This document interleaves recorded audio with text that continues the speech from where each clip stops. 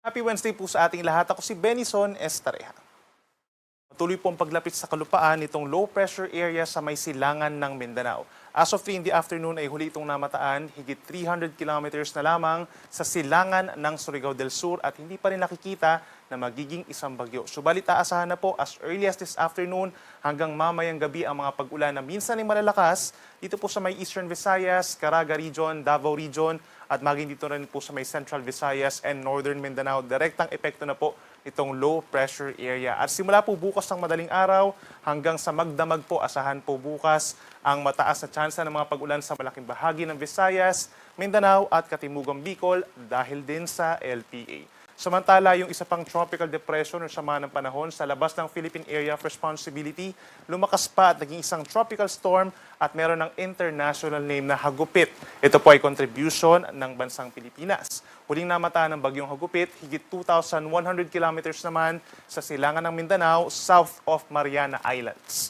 Base sa analysis po ng Pag-asa, inaasahang kikilos yung low pressure area sa may silangan po ng Mindanao, sa Mindanao hanggang dito sa may Southern Palawan, simula po Huwebes hanggang Sabado. Pero hindi rin natin inaalis yung tsansa na malusaw ito habang binabagtas po itong kalupaan ng Southern Mindanao. Samantala, yung isa naman po, si Tropical Storm Hagupit, kikilos pa rin ito westward or palapit sa ating kalupaan hanggang sa makapasok po ng Philippine Area of Responsibility late Friday hanggang Saturday.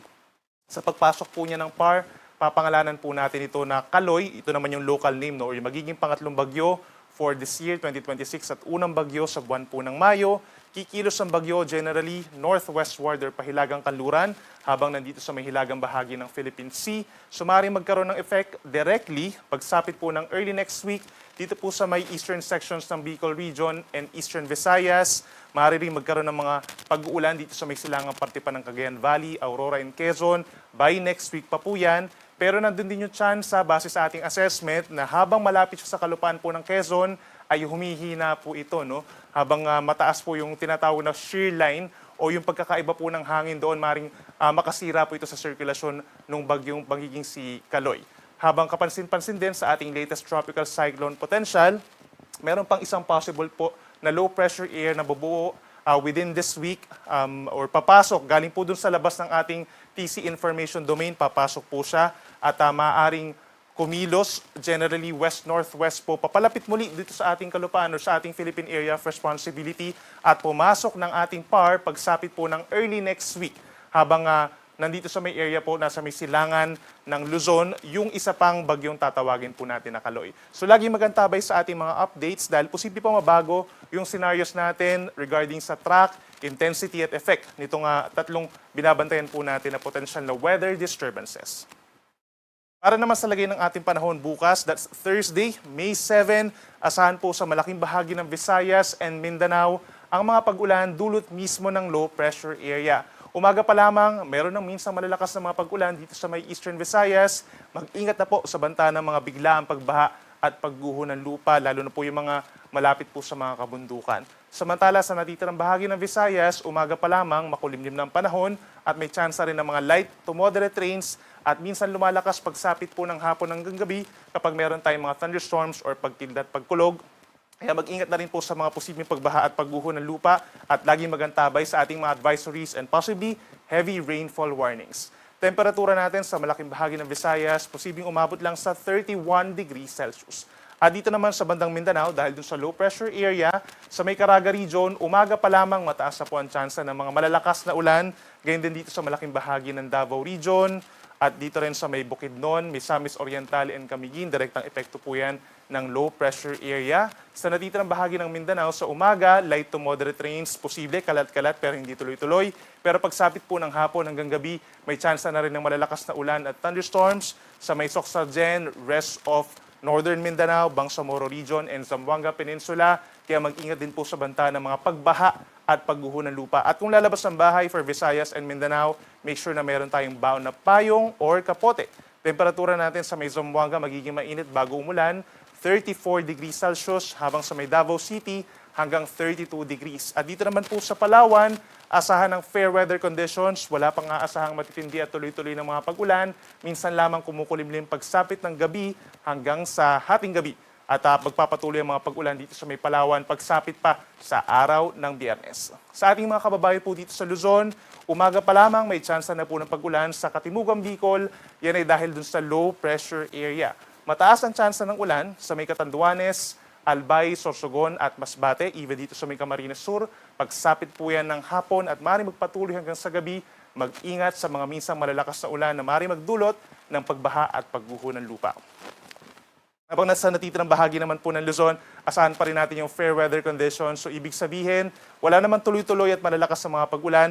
Wala ring direct effect coming from the low pressure area except dito sa may Romblon. Medyo mataas din ang tsansa ng mga pag-ulan pagsapit po ng tanghali hanggang sa gabi. But for the rest of Luzon, including Metro Manila, maliit lang yung tsansa ng ulan. May mga localized thunderstorms somewhere dito sa may Ilocos Sur, Benguet at La Union. Temperatura natin sa may Baguio City mula 17 to 26 degrees Celsius. Magiging mainit pa rin po sa Metro Manila hanggang 34 degrees. In terms of air temperature po yan, dito sa may Tuguegarao City hanggang 37 degrees Celsius. Whereas the heat index posibleng mas mataas ng 2 to 7 degrees sa malaking bahagi po ng Luzon. Yun yung nararamdamang init ng ating katawan. Kaya paalala pa rin ng Pag-asa, ugaliin ang pag-inom ng tubig and make sure na magbaon ng payong or sombrero kung lalabas ng bahay sa tanghali. At so far, within the next 24 hours, wala naman tayong gale warning or yung mga possible sea travel suspensions. In general, kalahati hanggang 1 metro ang taas ng mga pag-alon sa malaking baybay ng ating bansa. Pero kapag meron po tayong mga thunderstorms or malalakas na mga pag-ulan, may tendency na malakas din yung hangin, kaya malakas din ang mga pag-alon, posibleng umabot sa 2 metro sa mga magkakaroon po ng thunderstorms dito sa Visayas at Mindanao. At para naman sa lagay pa ng ating panahon, from Friday hanggang sa katapusan po ng weekend, we're expecting dito sa Luzon, pinakamataas ng tsansa ng ulan. Dito pa rin sa may lalawigan po ng Palawan at ilang bahagi po ng Mimaropa pa and Bicol Region, epekto ng low pressure area. Plus dito sa may Bicol Region, mas madalas din ang mga pag-ulan pagsapit ng hapon hanggang gabi dahil po yan sa easterlies. And fair weather conditions naman for Northern Luzon, Central Luzon, Calabarzon, and Metro Manila. Asahan ng mainit at maalinsangan pa rin na tanghali hanggang sa araw po ng linggo for Metro Manila hanggang 35 degrees. Whereas for Baguio, presko pa rin from 17 to 26 degrees Celsius. Sa ating mga kababayan naman po dito sa Visayas, asahan pa rin pagsapit po ng Friday. Malaking bahagi pa rin ito ang magiging maulap at may tsansa pa rin po ng mga kalat-kalat na ulan at mga thunderstorms.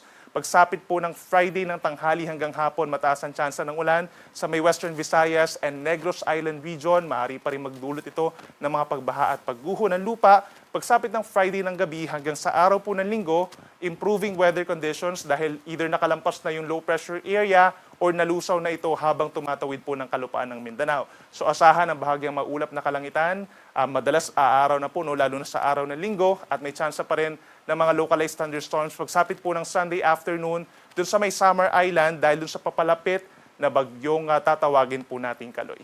At sa ating mga kababayan po sa Mindanao, kagaya sa Visayas, pagsapit po ng Friday, mataas pa rin ang tsansa ng mga pag-ulan. Minsan malalakas pa rin po ito lalo na sa dakong tanghali hanggang sa hapon, kaya't mag-ingat pa rin sa banta ng mga biglaang pagbaha at pagguho ng lupa at posible rin pagragasa ng ating mga kailugan doon. Pagsapit naman ng Sabado, sa Zamboanga Peninsula and some areas in Bangsamoro Region, magkakaroon pa rin ng mga pag-ulan dahil dun sa low pressure area. Habang natitirang bahagi ng Mindanao, sa Sabado at sa Linggo, improve na rin po ang weather conditions. Generally, partly cloudy skies at may tsansa pa rin po ng mga pulupulong pag-ulan or pagkidlat pagkulog. Temperatura natin sa Davao, iinit sa weekend hanggang 34 degrees Celsius. Ang ating sunset ay 6:40 ng gabi mamaya at ang sunrise bukas ay 5:31 ng umaga. Yan muna ang latest mula dito sa Weather Forecasting Center ng Pag-asa. Ako muli si Benison Estareha na nagsasabing sa anumang panahon, Pag-asa, magandang solusyon.